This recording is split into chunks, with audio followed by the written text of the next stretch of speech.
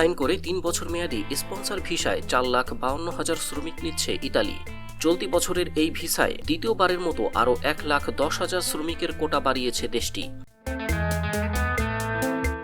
তবে বাংলাদেশ সহ ৩ দেশের ক্ষেত্রে কঠিন যাচাই বাছাইয়ের সিদ্ধান্ত নেওয়া হয়েছে।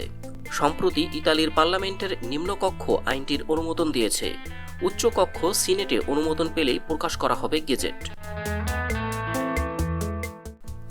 জানা গেছে, এই আইনে নতুন করে ১,১০,০০০ শ্রমিকের মধ্যে ৪৭,০০০ কৃষিকাজে এবং বাকিরা পর্যটন ও হোটেল ব্যবসা খাতে আসতে পারবেন।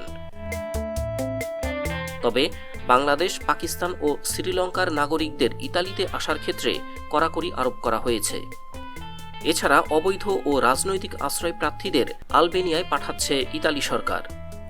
দেশের নতুন আইনে পারিবারিক ভিসায় আসার ক্ষেত্রেও বেশ কিছু কঠিন শর্ত দেওয়া হয়েছে।